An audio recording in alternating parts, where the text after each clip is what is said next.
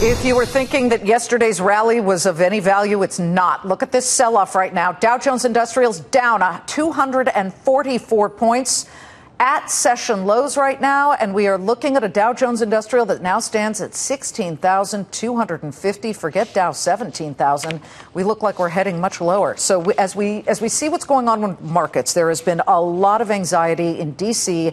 at this Stop the Iran Deal rally. Joining me now in a Fox Business exclusive is Robert Hormats. He served as Undersecretary of State under Hillary Clinton. And he just met with the Iranian ambassador to the United Nations, Khoshroo, Ambassador Khoshroo. It was off the record, so you can't be specific. Yes. But we are hearing that the Iranians are saying, forget the United States and Israel will not exist in 25 years. What must that conversation be like? What are the Iranians thinking? Well, he did not say either of those things. Now, certain people say certain things in these debates, and he didn't say either of those two things.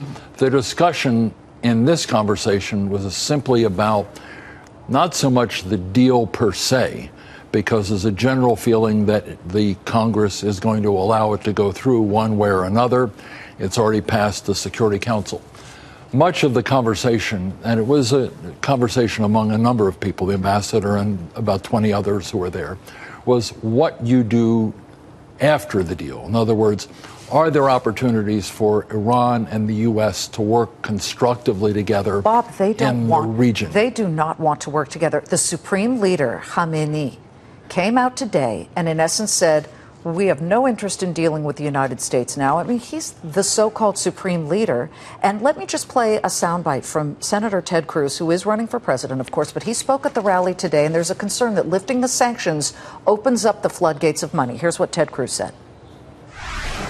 We're now talking about giving the Ayatollah Khamenei, a theocratic, homicidal maniac who hates America every bit as much as bin Laden did, giving him $100 billion to carry out his murderous plan. Obviously, the U.S. is not giving that money, but lifting of sanctions allows that money to flow in.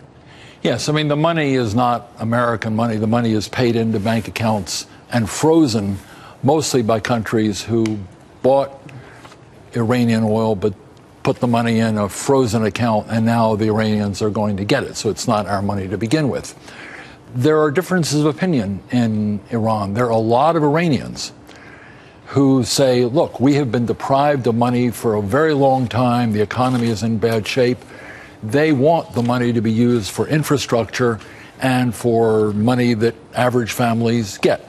There are certainly a number of people in Iran who feel differently, who would like to see more of this go to the international activities that you mentioned at the outset, supporting Hezbollah and other groups of that nature. What's going to happen in Iran is that they're going to have a debate. A lot of people would resent, particularly average Iranians, would resent the fact that more money was being poured into these allies of Iran abroad. And then there are a lot of people in the power structure who also want to get part of this money in terms of benefits for these small elite groups who run the economy. So there's going to be a tug of war over that money in Iran. And anxiety, which, as you can see, the market picks up on any anxiety, whether it's that or the worries that we lost a rally right now. Listen, you were at Goldman Sachs for many years. When you see a fall like this of 246 points on a day like this, what goes through your mind as a former bigwig on Wall Street? Well, the markets are very unsettled. They're unsettled by events in China. They're unsettled by what the Federal Reserve is going to do. They're unsettled by events in Europe with all these immigrants coming in, causing concerns about stability. There is a lack of confidence in where we're going. The American economy, the numbers look reasonably good. But when you look at the overall environment with Fed questions and China questions and Europe questions, it caused a lot of uncertainty. Stay with us right now. We want to take it to the floor of the New York Stock Exchange and Lori Rothman, who's right down there. Why the sudden drop here? Is it simply sentiment?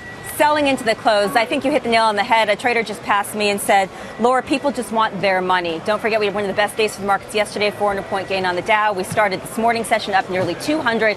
So with the Dow off now 240, it looks like people are taking this opportunity to take profit off the table. You also had some economic data. The Labor Department reported JOLTS July job openings record high. So everyone's sort of wondering if that's going to give the Fed more reason to raise rates in September versus December. You have John Hilsenrath, who we know covers the Fed, saying the Fed, he's reporting today, the Fed cannot decide on a September interest rate hike. On the technical side, you had the S&P support at 1957. We jockeyed around that level for quite some time this afternoon. But once the S&P fell below it, it's at 1940.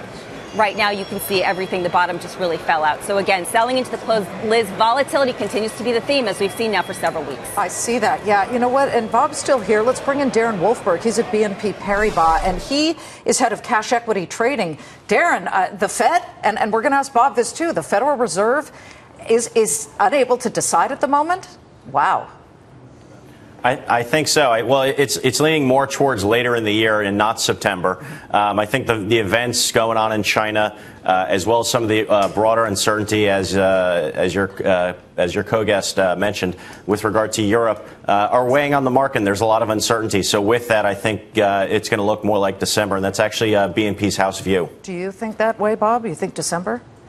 I think the odds tend to move it toward December now because of the uncertainty, particularly as it relates to China. But China is only part of it. There are a whole lot of other issues swirling around the world, and the Fed tends to be cautious. If you looked at the numbers in the U.S. economy, they're reasonably good. They're not great, but they're reasonably good. But when you put those together with the uncertainty in various other parts of the world, it makes the Fed a bit hesitant. But I'd be surprised if the Fed could keep kicking the ball down the road. At some point, they've managed this long. You guys, they've managed to do it a long time. And it's been 9 years.